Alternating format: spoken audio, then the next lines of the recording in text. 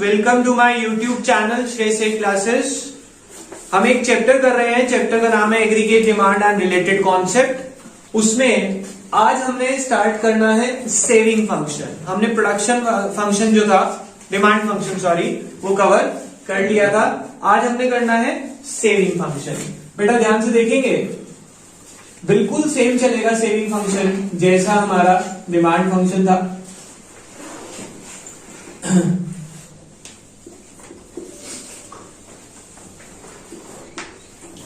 Saving function को हम किस नाम से भी जानते हैं? Propensity to save. जैसे वहां पे था बिल्कुल सेम, प्रोपेंसिटी टू सेव। अब बेटा जब मैंने आपको बताया था वर्ड फंक्शन यूज होता है इको में, it will be a functional relationship. और जब रिलेशनशिप आएगा it will be between two things. पहला जो उसका नाम है सेविंग, ठीक है। और सेविंग का रिलेशन किससे होता है? इनकम से।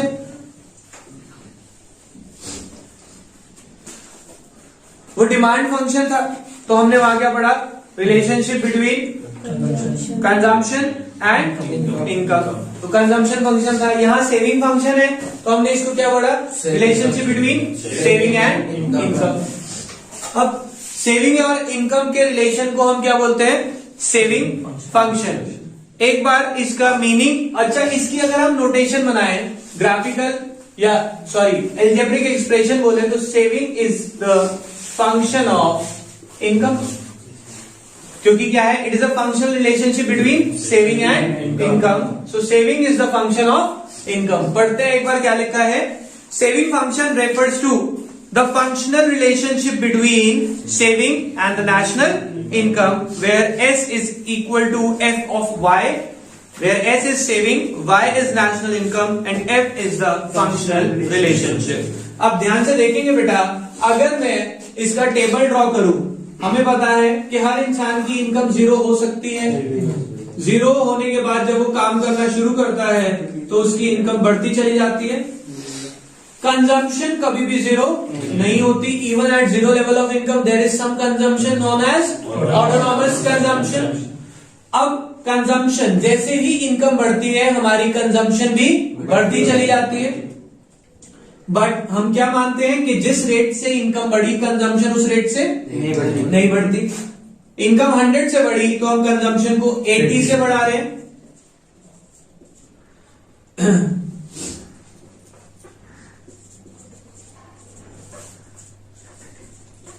ठीक है, आपके पास इनकम आ गई, कंजम्पशन आ गई। क्या आप यहां से सेविंग निकाल सकते हैं बेटा? इनकम में से अगर मैं कंजम्पशन माइनस कर दूं वो मेरी सेविंग होगी। तो यहां पे 0 - 40 इज -40 -20 0 20 40। इसका मतलब जैसे जैसे मेरी इनकम बढ़ रही है मेरी सेविंग भी बढ़ती चली जाएगी। आप ये सब लॉजिकली भी जानते हैं। अगर मैं इनकम को 500 करूं, इनकम को 600 करूं, कंजम्पशन तो बढ़ेगी कितने से? 80 से बढ़ेगी है 440 520, बट मेरी सेविंग्स भी बढ़ती चली जाएगी। अगर मैं इसका ग्राफ समझू बेटा, इसको अगर मैं ग्राफिकली समझू, देखें छोटा सा ग्राफ बना रहा हूं क्योंकि मुझे उधर और भी चीजें यूज करनी है। 0 Y X। तो आप ध्यान से देखें, इधर मेरी इनकम आती है एक्स एक्सिस पे, इधर आती है जिस चीज को ड्रॉ कर रहे हैं सेविंग। आप देखिए सेविंग शुरू कहां से हो रही है? Saving is getting started from minus. कितना माइनस? जितना मेरा ऑटोनॉमस कंजम्पशन होता है सेविंग उतनी ही नेगेटिव से शुरू होगी। क्यों? जीरो लेवल पे जो कंज्यूम किया वो नेगेटिव चला जाएगा उतना ही। इसका मतलब डिस सेविंग जिसे हम बोलते थे, क्या बोलते थे? Dissaving. तो देखो बेटा, अगर मैं इसका ग्राफ ड्रॉ करूं, इधर हमारी इनकम है, इधर हमारी सेविंग्स है। तो सेविंग कब शुरू हो रहा है सर? कहां से? नेगेटिव से। और जैसे जैसे इनकम बढ़ रही है, हमने अभी देखा कि मेरी इनकम सेविंग भी बढ़ती चली जाएगी। ये जो पॉइंट आएगा, this is the break even point where consumption and income are equal and saving is 0। ये रहा point. Consumption and income are equal and saving is 0. That is the break even point. इससे पहले ये जो होती है this is the dissaving, ये क्या है मेरी डिस सेविंग, और इसके बाद मेरी है पॉजिटिव सेविंग, इसके बाद मेरी सारी क्या देंगी positive saving. Check the table and graph in the book. समझ आया? अब इसके बाद इसकी इंपॉर्टेंट ऑब्जर्वेशन लिखी होंगी। नेक्स्ट पेज पे आए। Starting point of saving curve, बेटा starting point of saving curve ये है एस, कितना है ये डेल्टा सी बार, अगर मैं कहूं उसको माइनस में लिख लूं, जितना सी बार था उतना ही माइनस से शुरू होती है सेविंग। सी बार 40 था तो minus C bar is minus 40, ये वहां से स्टार्ट होगा। समझ आ गई बात? आगे बढ़ते हैं। इसमें लिखा क्या है, saving curve starts from point S on y-axis indicate that there is a negative saving. There is a negative saving equal to amount of autonomous consumption when national income is zero. जब आपकी income zero होगी तो हमारी saving negative से शुरू होगी। Next, slope of saving curve. इधर देखिए बेटा, सेविंग कर्व का स्लोप कैसा है? Positively upward sloping. क्यों है अपवर्ड स्लोपिंग? क्योंकि हम ये जानते हैं जैसे जैसे हमारी इनकम बढ़ती है हम सेविंग करना शुरू कर देते हैं। जितनी ज्यादा इनकम उतनी ज्यादा सेविंग की कोशिश होती है हमारी। पढ़ते हैं, देखो क्या लिखा है, S S has a positive slope which indicates the positive relation between saving and income. जो सेविंग और इनकम के बीच में कैसा रिलेशन शो करता है? पॉजिटिव रिलेशन, कि जैसे ही इनकम बढ़ी वैसे ही सेविंग बढ़ती चली जाएगी, तो पॉजिटिव रिलेशन है।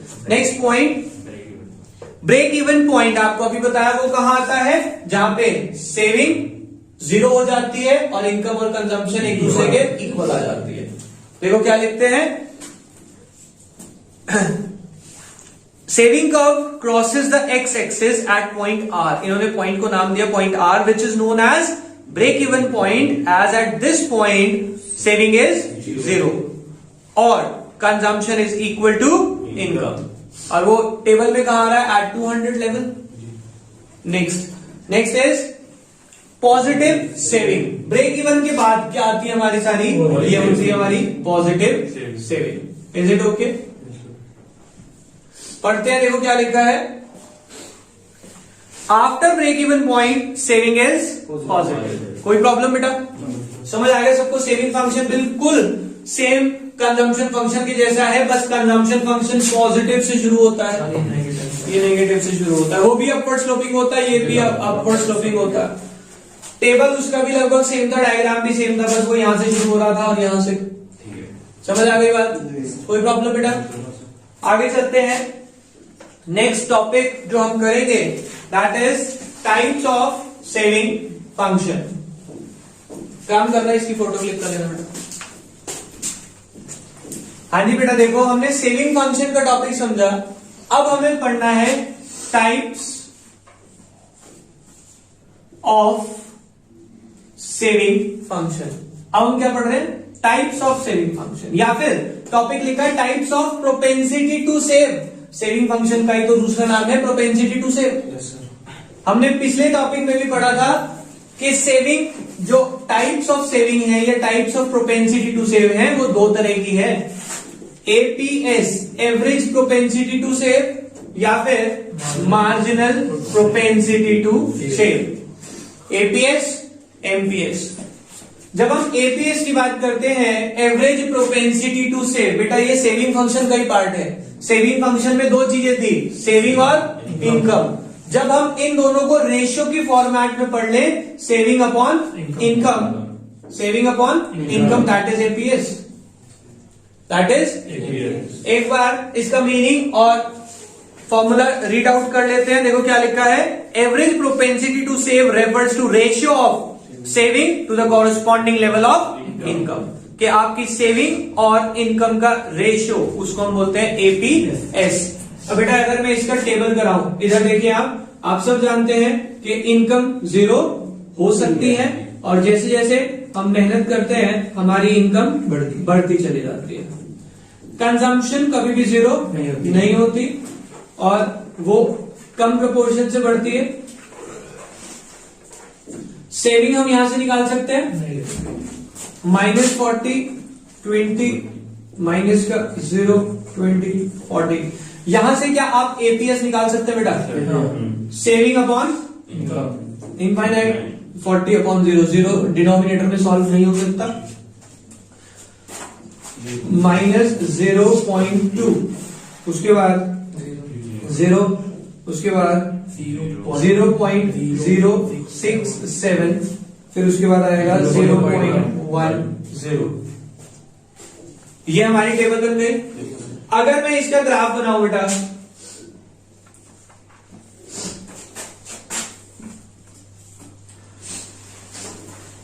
इनकम सेविंग्स, इधर देखेंगे सेविंग कर्व शुरू कहां से होता है बेटा? नेगेटिव से। ये एस एस मेरा सेविंग कर्व है, मुझे एपीएस निकालना है।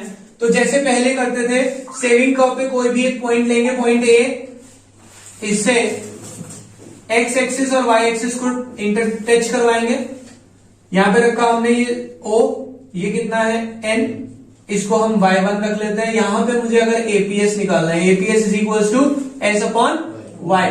सेविंग कितनी हो रही है? ओ एन, और इनकम कितनी हो रही है? O Y one. कोई प्रॉब्लम इसमें? बिल्कुल सेम कंजम्पशन फंक्शन का एपीसी की तरह है, बस वो पॉजिटिव से शुरू होता है, ये नेगेटिव से शुरू होगा। बिल्कुल सेम डायग्राम, टेबल भी सेम, डायग्राम भी सेम। इसकी इंपॉर्टेंट ऑब्जर्वेशन और हम पढ़ लेते हैं, क्या दिया हुआ है हमें, ये ध्यान से समझेंगे तब आपको याद होगी। एपीएस कैन नेवर बी 1 और मोर देन 1। कह रहे एपीएस कभी भी 1 नहीं हो सकता और 1 से ज्यादा नहीं हो सकता। क्यों? ध्यान से समझेंगे बेटा। एपीएस का फॉर्मूला आपने क्या समझा? S upon Y. ध्यान से सोचना, अगर आपने 100 रुपए कमाए, इनकम है आपकी, क्या आप 100 के 100 सेव कर सकते हैं? नहीं कर सकते, कुछ तो कंज्यूम करेंगे ना। अगर आप 100 सेव नहीं कर सकते, यानी कि ये कभी 1 हो ही नहीं सकता। आप, मैं कह रहा हूं सिर्फ 10 रुपए खर्च कर रहे हैं, उसमें से 90 सेव कर रहे हैं, तब भी ये 0.9 आएगा, 1 कभी नहीं हो सकता। समझ आ गई बात? अब जब ये 1 नहीं हो सकता तो 1 से ज्यादा भी नहीं हो सकता। क्यों? 1 से ज्यादा होने के लिए हमें न्यूमरेटर यानी सेविंग ज्यादा लगानी पड़ेगी। अब वो क्या 100 कमा के 110 सेव कर रहे हैं, ऐसा हो सकता है? That is impossible. इसीलिए इन्होंने क्या कहा? सेविंग कैन नेवर बी 1 और मोर देन 1। एपीएस कभी 1 या 1 से ज्यादा नहीं हो सकता।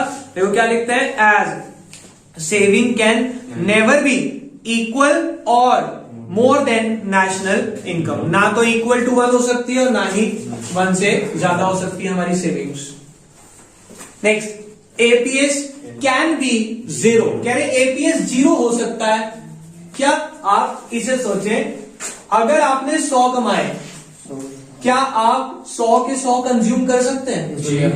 इनकम मतलब सेविंग 0 हो सकती है। और अगर सेविंग 0 हो गई तो आपका एपीएस 0 हो जाएगा। तो कह रहे एपीएस 0 हो सकता है। प्रैक्टिकली सोच के चले, 1 या 1 से ज्यादा नहीं हो सकता, पर 0 हो सकता है। तो पढ़ते हैं क्या लिखा है, APS can be 0 as saving are 0 at the national income level of ₹200. At this point is known as break even point. इसको हम break even point भी बोलते हैं। Clear? Next point, APS can be negative or less than 1. क्या APS less than 1 हो सकता है? हो सकता है। कब? जब हमारी कंजम्पशन ज्यादा हो। ये देखो 1 से कम हो गया, नहीं हो गया यहाँ पे? क्यों? क्योंकि यहाँ पे मेरी सेविंग नेगेटिव में चली गई, क्योंकि इनकम 100 है, कंजम्पशन 120 है। तो यहाँ पे मेरी जो एपीएस है, सेविंग नेगेटिव हो गई और एपीएस लेस देन 1 हो गया। समझ आ गई बात? पढ़ते हैं, देखो क्या लिखा है, at income level which are lower than the break even point. अगर आप ब्रेक इवन से भी पहले चले जाएं, APS can be negative as there is dissaving in the economy, क्योंकि उस टाइम पे आपके यहाँ क्या चल रहा होगा? डिससेविंग। और उसके बाद लास्ट पॉइंट लिखते हैं, APS rises with the rise in income. जैसे जैसे आपकी इनकम बढ़ती है, आपका एपीएस भी बढ़ जाता है। क्यों? देखिए बेटा, मैंने आपको बताया था, जैसे जैसे इनकम बढ़ती है हमारी सेविंग बढ़ती चली जाएगी, और अगर सेविंग बढ़ रही है यानी कि न्यूमरेटर बड़ा हो रहा है, तो एपीएस भी बढ़ता चला जाएगा। क्लियर? आगे समझ बेटा, बिल्कुल सेम उसकी तरह है ये, एपीसी की तरह है। बस इसकी इंपॉर्टेंट ऑब्जर्वेशन बेटा, इस चैप्टर में एक खासियत है, चैप्टर इजी है अगर इसको मैं कंपैरिजन में करता चलूं। बस फर्क आता है सबकी इंपॉर्टेंट ऑब्जर्वेशन का। उसके लिए आपको एक काम करना है, जैसे हमने पहले किया था, जब आप इसको पढ़ें तो इसको एक पेज पे, जैसे ये एक पेज के दो पोर्शन कर लें, एक तरफ एपीएस एक तरफ एमपीएस, ठीक है। एपीएस एमपीएस आ गया। अब एपीएस की ये टेबल बनी, इसके नीचे इसका ग्राफ है। अब ग्राफ के बराबर में लिख लें, यहां पे 4 बुलेट्स लगा लें और चारों बुलेट्स में आपको 4 पॉइंट लिखने हैं। सबसे पहले इन्होंने क्या लिखा, एपीएस कैन नेवर बी, तो आप लिखना इज इक्वल टू 1, कट कर देना, 1 के बराबर नहीं हो सकता और मोर देन 1 भी नहीं हो सकता। ये तो सब समझते हैं ना, मैथ्स लिखते तो सिंबल यूज करें, ना तो इक्वल टू 1 होगा और ना ही ग्रेटर देन 1 हो सकता है। फिर हम कहेंगे एपीएस इज इक्वल टू 0 हो सकता है, ठीक है। फिर APS can B less then 1 से कम हो सकता है। नेगेटिव लिख दे या फिर लिख दे APS is equal to negative, possible है। इसके हमने क्रॉस नहीं लगाया।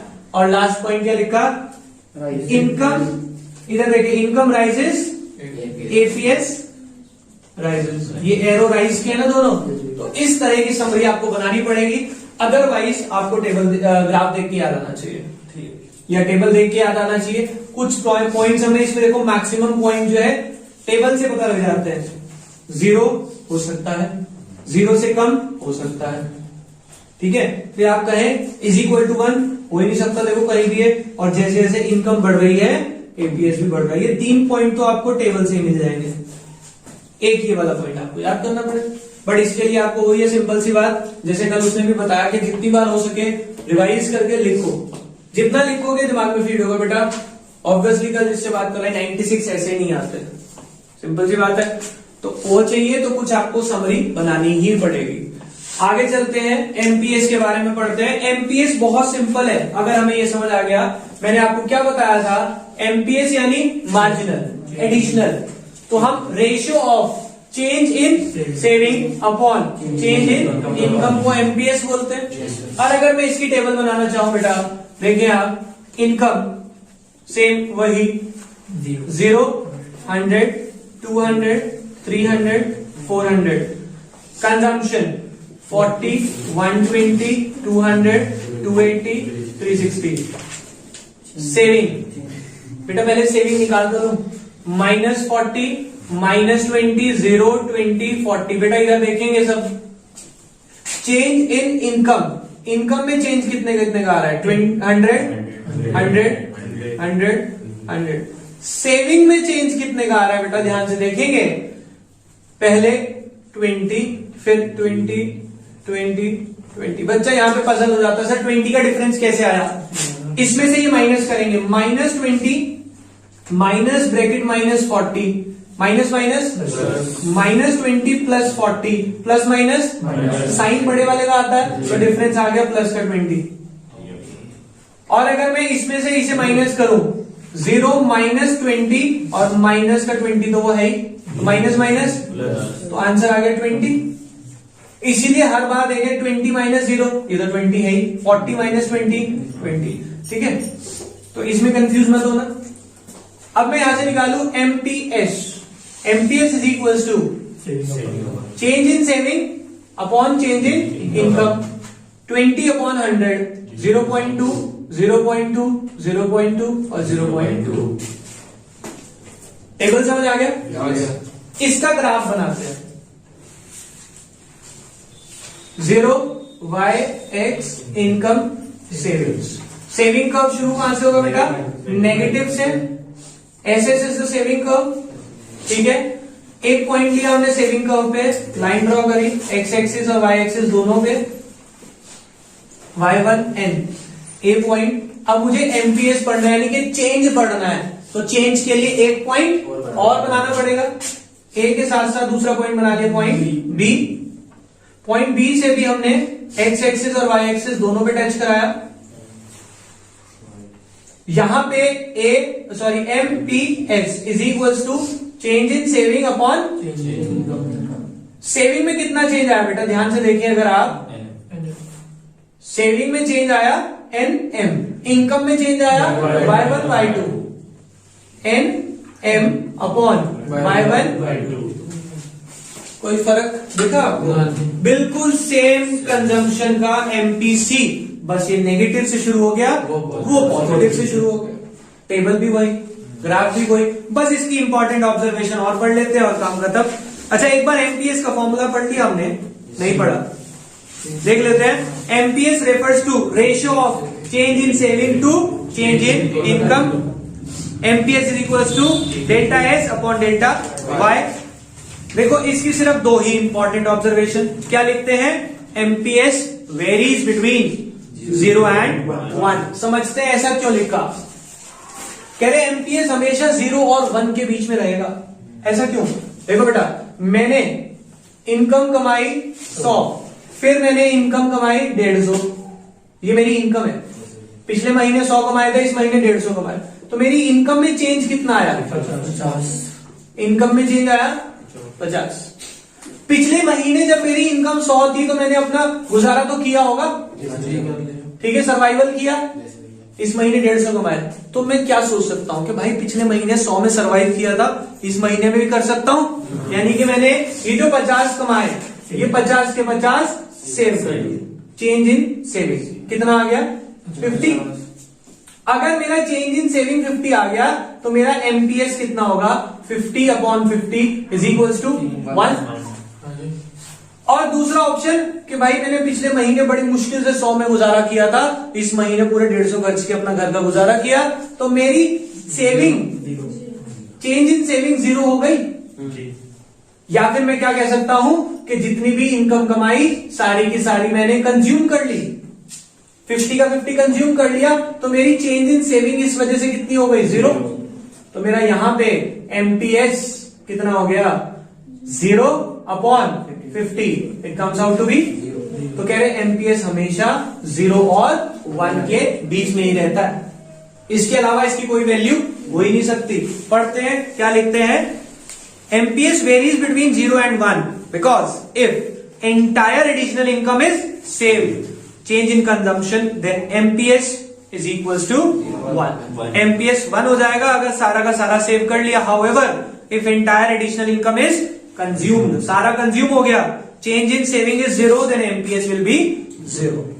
समझ आ गई बात? Next is the difference between APS and MPS. पहला तो बेटा meaning, it is the ratio, it is also the ratio. ये रेशियो है सेविंग और इनकम की, ये रेशियो है change in saving to change in income.